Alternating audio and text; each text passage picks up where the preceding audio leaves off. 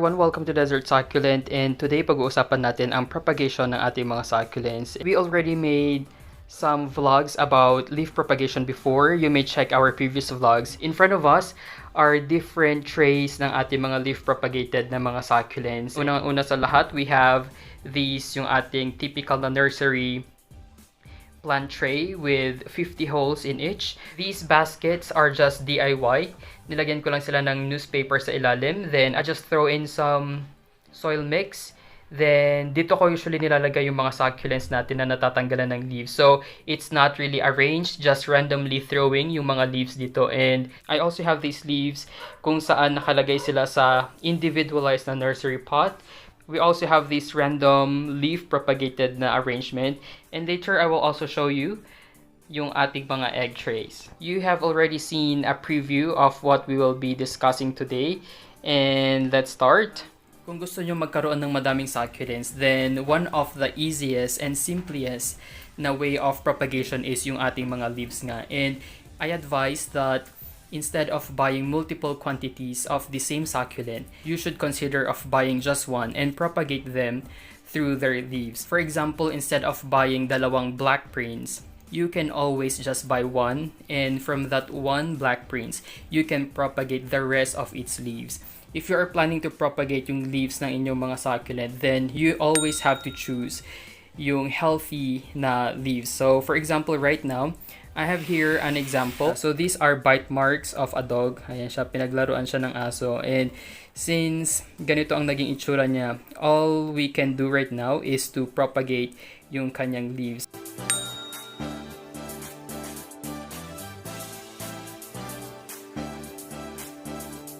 So for example, this one, we will try to remove it. So we just need to gently twist it from left to right until it snap off. Ayan siya. For the rest, we will continuously remove it. Even though these have bite marks, there is still a big chance na mag-survive sila since originally, yung kanyang leaves are healthy. And this is just a result of an external factor, which is nga yung nakagat siya ng aso. So, we will just propagate all of these. So, ganyan lang siya.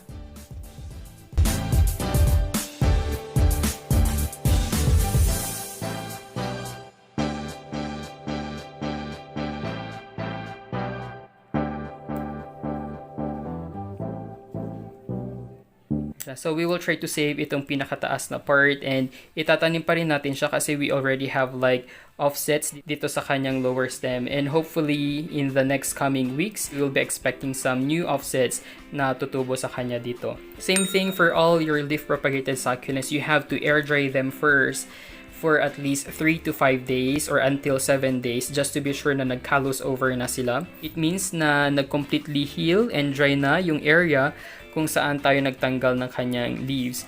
Including this one, we will wait for it na mag-callus over. The most common question is, saan ba natin dapat ilagay yung ating mga leaf propagated succulents for them to grow successfully? And the answer would be anywhere, literally. Kahit saan nyo sila ilagay, they will survive as long as maganda yung pagkakatanggal nyo sa kanya sa mother plant, and if yung kanyang environment is conducive for growing. After removing yung leaf from the stem, this is where I usually put them. We have to remember na hindi lahat ng ipropagate ninyong leaves would be successful. So let's say 80% will survive or 70% will survive, or sometimes may mga succulents tayo na sobrang daling i-propagate and 100% they will survive. So instead of directly putting them dito sa ating nursery tray or even dun sa ating arrangement, I first put them here just to know if sino ang magsusurvive and sino ang hindi magsusurvive. More or less 1 month na sila dito,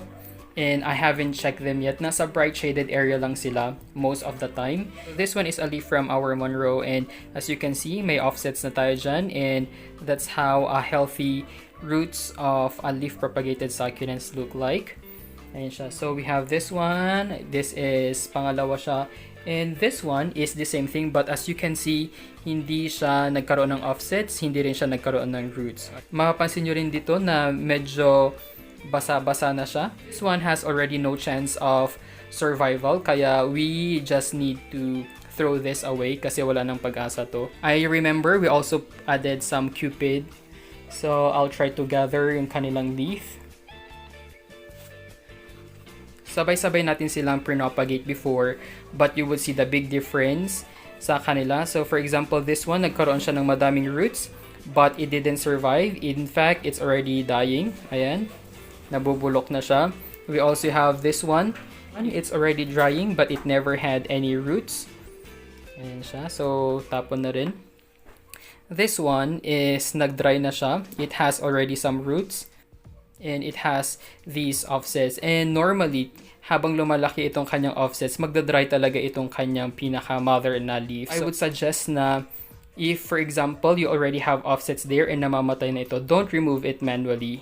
Okay? So, we just need to wait for it naturally na matanggal siya ng kusa. Right now, we are trying to pull itong ating mother leaf dito sa offset and there is still resistance. So, it means it's not ready to let go of its offset. Yes. So we also have yung ating Debbie na succulent. Ayan siya. So medyo pinkish pa yung kanyang leaves. Ayan. So far out of these three, may offset. So this one started to dry but wala pang roots. We also have like some Debbie na, as you can see, nag-dry and nabulok na talaga siya, but there is no any sign of new growth sa kanya. As you can see, nagkaroon na rin siya ng molds doon. So you always have to check your leaf propagated succulents from time to time, especially if nasa isang tray lang sila, since this could affect the other succulents. So this one, natanggal na talaga yung kanyang pinaka-mother na leaf, and this, we will be ready to transfer it sa kanyang soil. I will try to sort everything out here.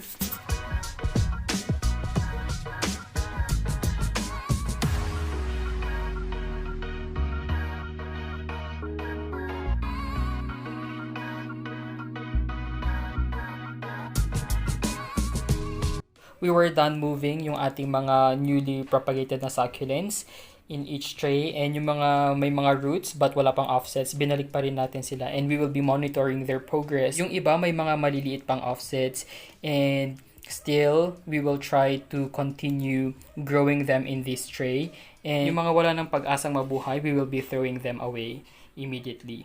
The next thing that I will be showing to you is itong ating nasa basket. Dito ko nilalagay yung mga succulent leaf na natanggal while we are fixing doon sa rooftop, or yung mga nasira ng mga ibon or mga pets na nalalaglag. So same thing doon sa ating egg tray kanina. We will check kung sino ang nag-survive and those na hindi nag-survive. This one is ghost plant and it has this offset even though wala pa siyang roots. Almost lahat sila has already offset. So medyo pinkish yung itsura nilang tatlo. This one is cat's claw and may tiny offset siya doon. Ayan, so that's really good news for us. Since nandito siya sa soil area, we can do misting dito once lahat sila is may roots na. So we also have this. Ayan, so randomly rin tayo nagtapon dito. And yes, we can see a lot of growth. And here we have Super Bomb. Ayan, si Super Bomb. This one, wala pang growth.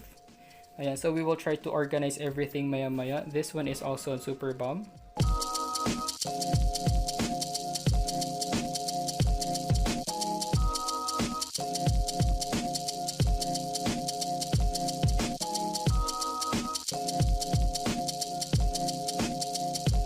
We are done laying them out here neatly, and I will be giving a monthly update about our leaf propagated succulents na nandito. Yung ibang mga succulents natin are mature enough to be planted separately. Ayan siya. So, what I do next if may nakita kong ganito is that hindi ko na sila binabalik dito, but instead, I do plant them in their separate na lalagyan. So, sometimes, I put them in their individualized na lalagyan. Nilalagay ko sila dito para hindi na sila palipat-lipat. So, they're gonna be growing here for the next 6 to 12 months. Dito na sila lalaki.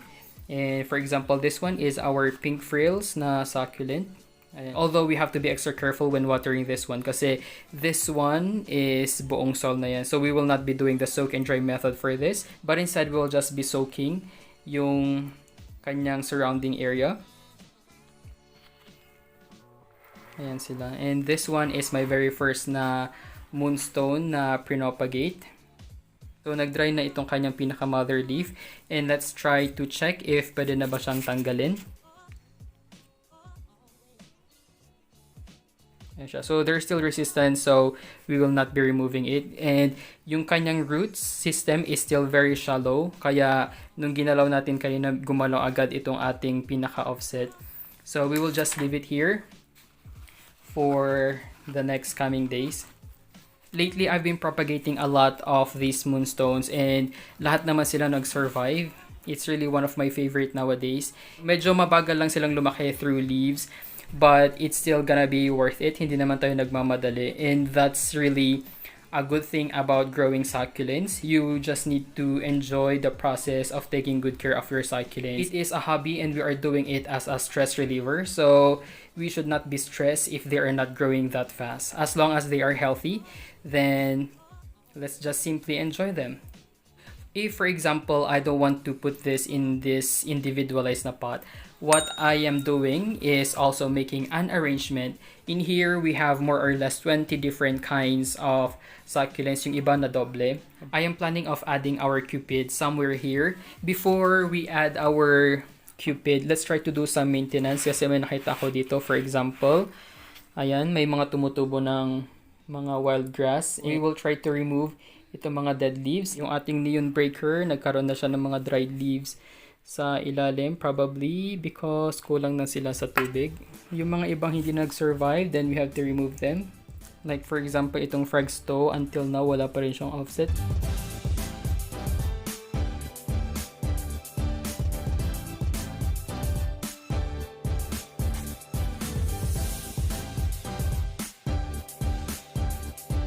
We are very excited for this leaf propagated na arrangement kasi we really don't know what to expect pag lumaki na sila. And lastly, if ayaw nating ilagay dito sa ating mga arrangement, that's the time we put them dito sa ating nursery na tray. We have a lot of growing succulents here and hayaan lang natin silang lumaki dito until they are stable enough or big enough to be transferred into their individualized na pots. So while checking on them earlier, I noticed now we have, this one is a crested Fred Ives, and dito sa bandang likod, this one, it's also a crested na Fred Ives. So halo-halo na yung nandito, and all of them are growing healthily.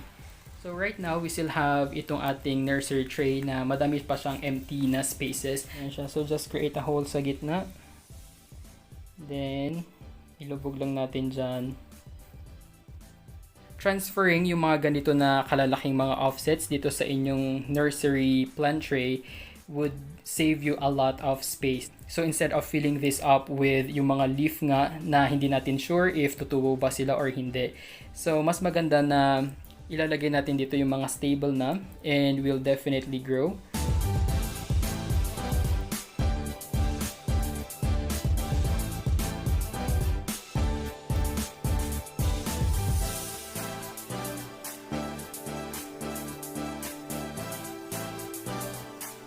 We are now done transferring yung ating mga bagong offsets dito sa kanilang nursery plant tray, and every month we will be giving you an update about our leaf propagated succulents. And thank you guys for watching. Don't forget to like and subscribe to our YouTube channel. You may also visit our Facebook page at Desert Succulent PH.